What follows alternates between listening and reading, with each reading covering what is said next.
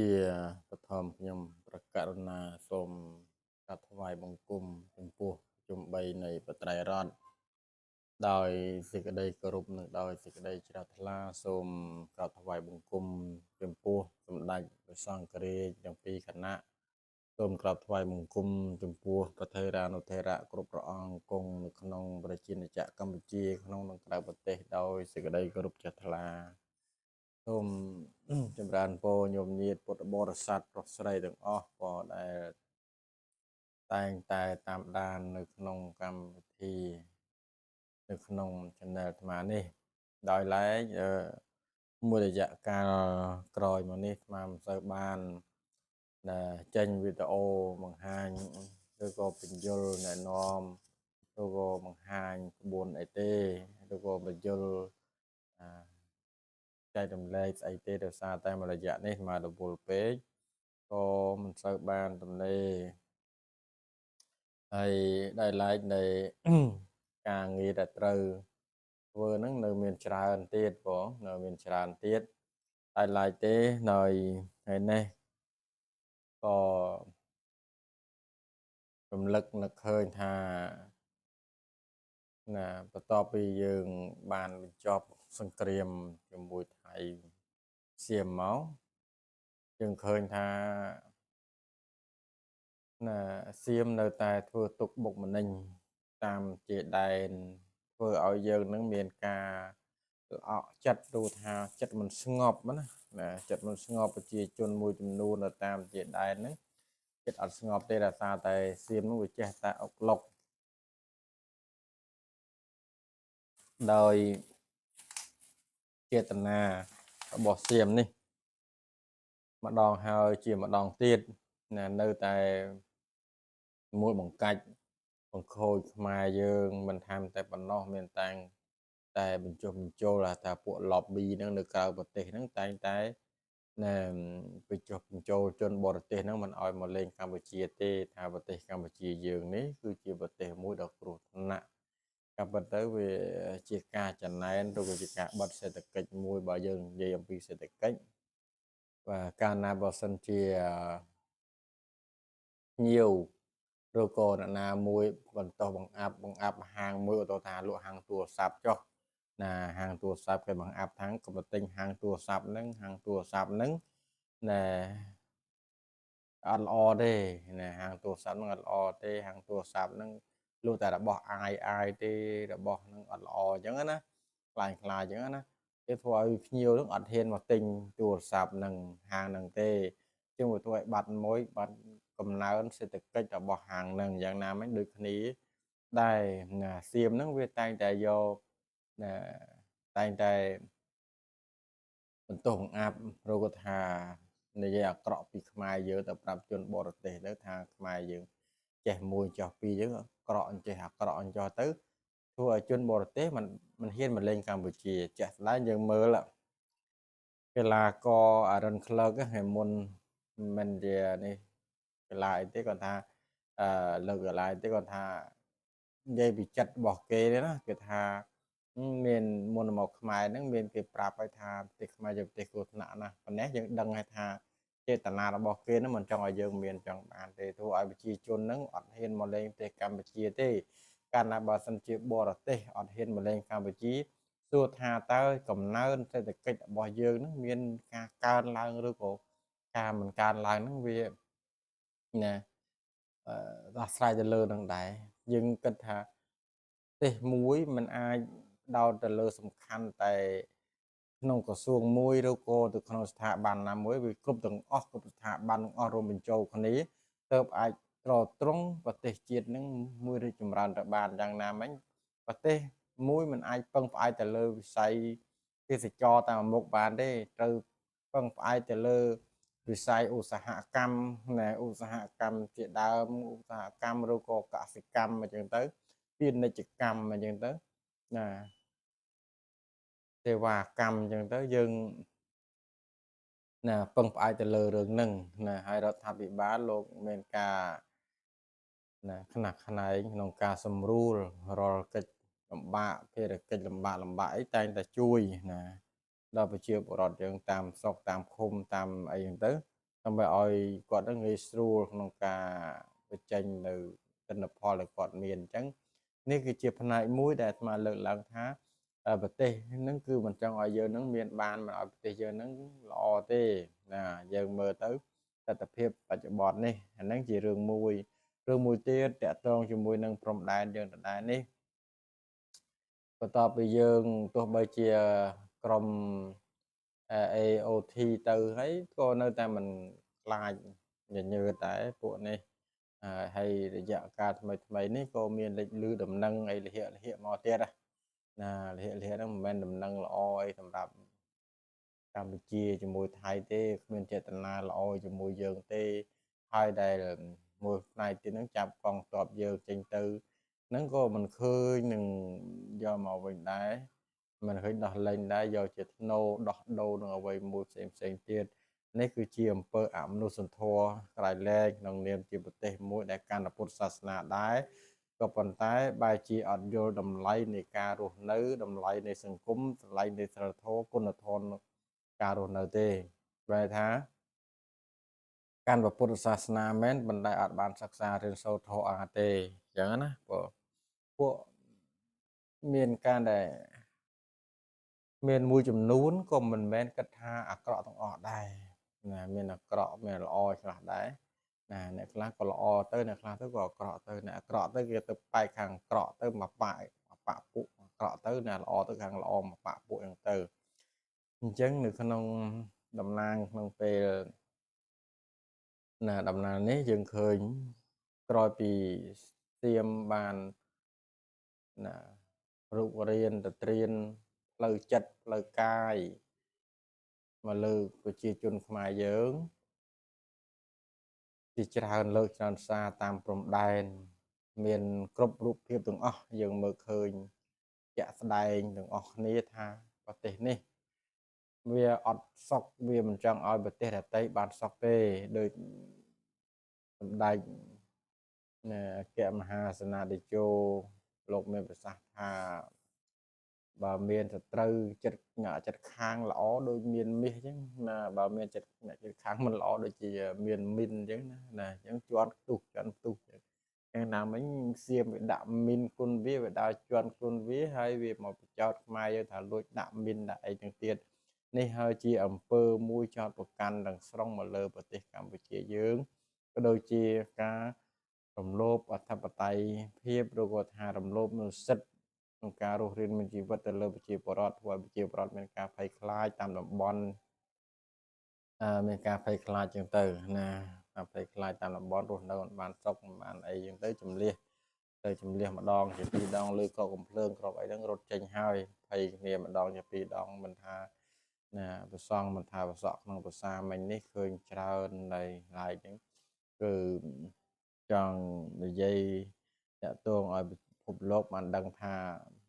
ប្រទេសខ្មែរយើងគឺជាប្រទេសមួយដ៏ស្អាតស្អំអ្នកកាន់ពុទ្ធសាសនាអ្នកគោរពនៅពាក្យសច្ចៈជាងត្រង់យើងធម្មតាយើងមើលឃើញក្នុងរយៈកាលក្រោយពីមានកិច្ចប្រជុំបាញ់នេះខ្មែរយើងហ្នឹងគោរពយ៉ាងខ្ជាប់ខ្ជួនណាអត់មានទៅធ្វើសកម្មភាពអីរំលោភបំពានអ្នកឯងទេណា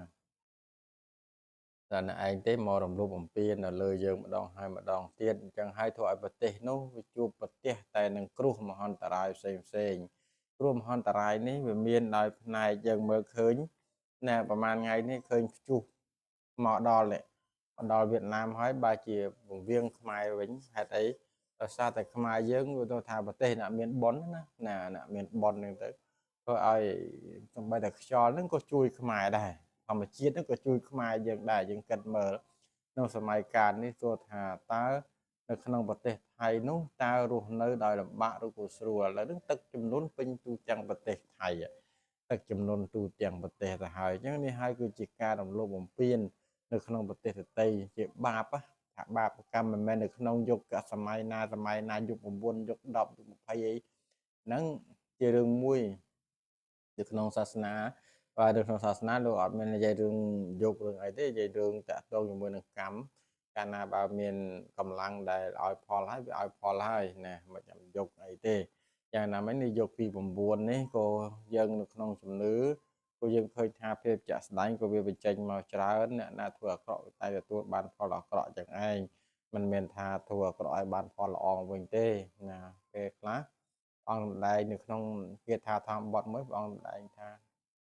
បុគ្គលធ្វើបាបកាលណាបើបាបមិនទាន់ឲ្យផលសម្គាល់ថាបាបនោះផ្អាមដូចទឹកឃ្មុំអញ្ចឹងណាផ្អាមដូចទឹកឃ្មុំអញ្ចឹងពេលណាបាបឲ្យផលបានដឹងថាអូស្ដាយក្រោយផ្អែមទៅវិញជូរចត់អញ្ចឹងទៅនេះគឺជាផលកម្មដែលយើងបានកសាងមកលាក់ទៅលើហើយមួយទៀតប្រទេសតាក់ទងនឹងប្រទេសដែលបរិជាអត់មាននៅទស្សពិតរាជធរក៏ប្រទេសនោះអន្តរាយដែរណាប្រទេសអន្តរាយដែរកាលណាប្រជាព្រះមហាក្សត្រប្រៀបបីដូចជាណាដូចជាក្បាលឡានអញ្ចឹងដល់ក្បាលឡានអញ្ចឹងទៅអញ្ចឹងបើកបរណាក្បាលឡានកាលណាក្បាលឡានខូចហើយឬក៏ថាប៉ះសិនខូចហើយវាមិនអាចទៅមុខបានទេអញ្ចឹងណាឬក៏ថាបើឡានហ្នឹងវាដាច់ហ្វ្រាំងហើយក៏វាមិនអាចទប់បានដែរมันអាចនឹងគ្រប់គ្រងស្ថានភាពនឹងបានដែរយ៉ាងណាមិញដូចគ្នាស្ដេចព្រះរាជាមេដឹកនាំខ្វះនៅទស្សពិតរាជធរដូចគ្នាយ៉ាងឯងណាទំនងដូចគ្នានឹងឯងណានៅក្នុងយុគ9នេះហើយឡើងមកវិញនេះគឺមកហើយបានសាងអាងដែលជះណាជាច្រើនមកទៀតហើយនេះគឺញាតិញោមមើលនេះគឺជាការសាងដែលជះនេះគឺមិនមែនគិតបច្ច័យអីទេក៏នឹងហើយនេះគឺចិត្តអស់ហើយឲ្យដែលជះហ្នឹងគឺមកចាហ្នឹងគឺចិត្តរួចហើយនៅបានប្រមាណខ្លះអីខ្លះហ្នឹងគឺចិត្តញោមពុទ្ធបរិស័ទបានឃើញខ្លះណាប៉ុណ្ណាហ្នឹងហើយនេះគឺជាណាឲ្យដែលជះដែលអាត្មាបានចារួចហើយនេះក៏បានចារួចហើយតែដាក់បញ្ចុះណាទៀតសម្រាប់ញាតិញោមពុទ្ធបរិស័ទបងណាក្នុងដែលចេះនឹងមានចេះទៀតណាហ្នឹង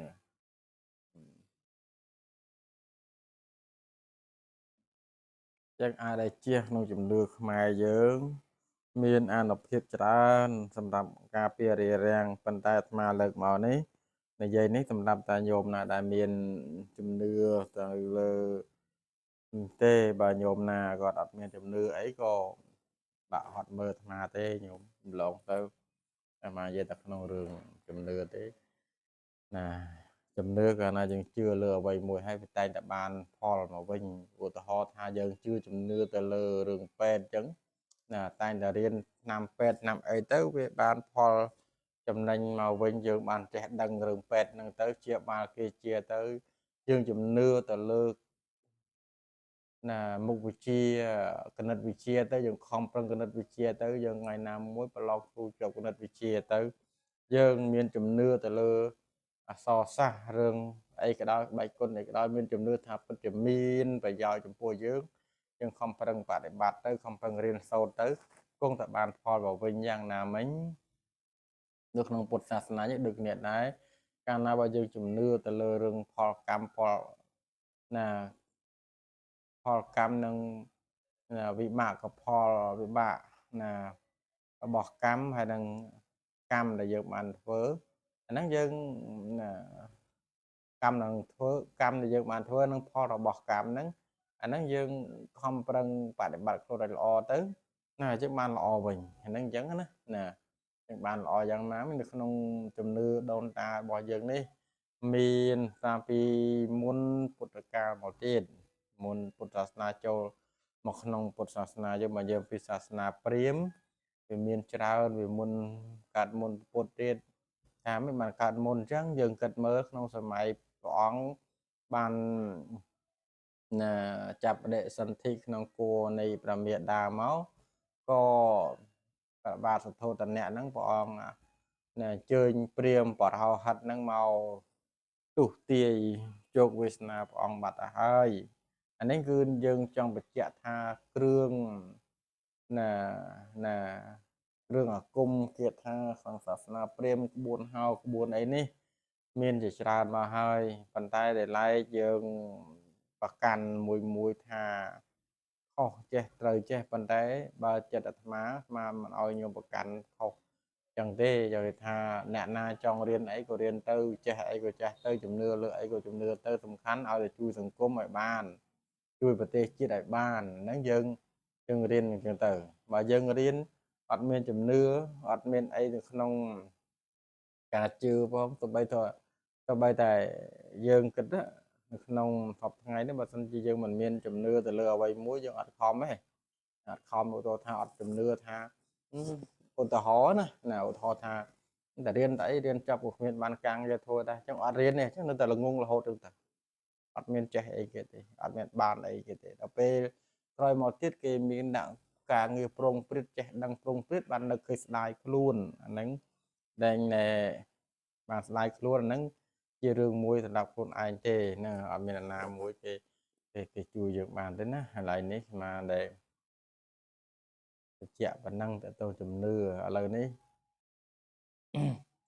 នៅក្នុងស្រុកថៃគឺពោពេញទៅដោយទឹកជំនន់ហើយស្មានមិនសើចយំពេលជ្រេគេទេក៏ប៉ុន្តែចង់សបញ្ជាក់ឃើញថានេះជាកម្មណាកម្មផលដែលតែសៀមហ្នឹងបានធ្វើមកលើខ្មែរយើងណាហើយជាទំនាយរបស់ដូនតាយើងផងដែរកាលដូនទំនាយរបស់សៀមផងដែរយើងគិតមើលកាលដែលសៀមចោះចាញ់ខ្មែរយើងក្នុងសម័យកាលមុននោះគឺសៀមហ្នឹងបាន